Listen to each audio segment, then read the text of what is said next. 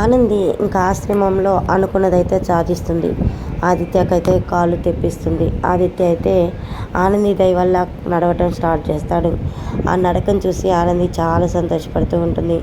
అత్తయ్య గారు, మీ కొడుక్కి కాళ్ళు వచ్చినాయండి, మీ కొడుక్కి చలనం వచ్చినాయి కాళ్ళల్లో, మీ కొడుకు నడవగలుగుతున్నాడు అని చెప్పేసి ఆనంది అయితే సునందకి ఫోన్ చేస్తుంది. సునంద అయితే ఇంక గట్టిగా అరుస్తూ ఉంటుంది, ఏవండి ఏవండి అని. ఏమైంది సునంద అనగానే, నా కొడుకు నడుస్తున్నాడంటండి, నా కొడుకు కాళ్ళు నిజంగా కాళ్ళల్లో చలనం వచ్చిందంట. ఆనంది నిజంగా అన్నది మాత్రం ఖచ్చితంగా చేస్తుంది, ఇది మాత్రం కన్ఫామ్ అండి అని ఇంకా సునంద ఆనందిని పొగుడుతూ ఉంటుంది. అవును సునంద, మొదటి నుంచి నేను ఆనంది విషయంలో చెప్తుంది అదే కదా, ఆనంది అంటే మాట, మాట అంటే ఆనంది అని చెప్పాను కదా. అయినా కానీ వాళ్ళిద్దరిని ఇంతవరకు ఒకటి చేయలేదు మన ఇద్దరం, వాళ్ళిద్దరిని ఎప్పుడైనా ఒకటి చేద్దాము అని చెప్పి సునందాన్ని ఒప్పిస్తుంటాడు. తప్పకుండా అండి, నా కొడుకు సంతోషంగా ఉంటే నాకు అదే కదా సంతోషం, తప్పకుండా నేను ఆ కార్యక్రమం చేపిస్తాను అని చెప్పి సునంద అంటూ ఉంటుంది. ఇంకా ఆనంది అయితే చాలా హ్యాపీగా ఆదిత్య గారు నాకు చాలా సంతోషంగా ఉంది అనగానే ఆదిత్య మాత్రం చాలా కూల్గా డల్గా ఉంటాడు. ఏంటి ఆదిత్య గారు అలా డల్గా ఉన్నారు, ఏమైంది అని ఆనంది అడుగుతూ ఉంటుంది. ఆనందికి అయితే ఏం చెప్పడు, ఏం లేదు అని చెప్పి అంటూ ఉండగా, చెప్పు చెప్పు అని చెప్పేసి అడగంగా చెప్తుంది. ఇంక ఇలా చెప్తూ ఉంటాడు ఆదిత్య. ఆనంది అయితే సైలెంట్గా తలదించుకొని ఉంటుంది.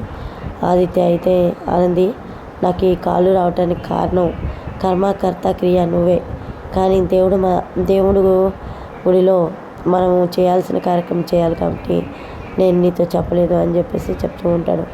ఆ మాటకైతే ఆనంది అయితే చాలా సంతోషపడుతూ ఉంటుంది.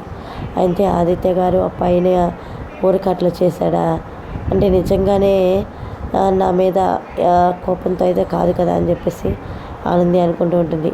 అయితే ఆనంది ఒకరోజు అయితే మంచి చీర, రెడ్ కలర్ చీర కడుతూ ఉంది. ఆదిత్యకైతే ఆ రెడ్ కలర్ అంటే చాలా ఇష్టం. చాలాసార్లు అలెక్యతో నాకు రెడ్ కలర్ అంటే చాలా ఇష్టం అలెక్య అని చెప్పిన సందర్భాలు కూడా ఉంటూ ఉంటాయి.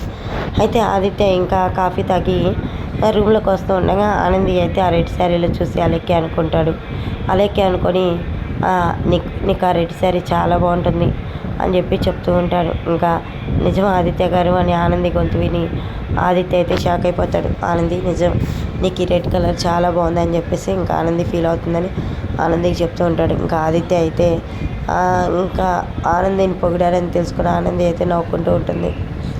అయితే ఆనంది అయితే ఆదిత్యకి కాలు తెప్పడానికి కారణం ఆనందియే కాబట్టి ఆదిత్య మనసులో ఆనంది అయితే ప్లేస్ సంపాదించుకుంటుంది. అయితే ఆదిత్య అయితే కంప్లీట్గా ఆనందిని అస్సలు భారీగా అయితే అనుకోడు, ఒక స్నేహితురాలుగా అనుకుంటాడు. తన జీవితంలో వెలుగు తెచ్చిన దేవతగా పూజిస్తూ ఉంటాడు.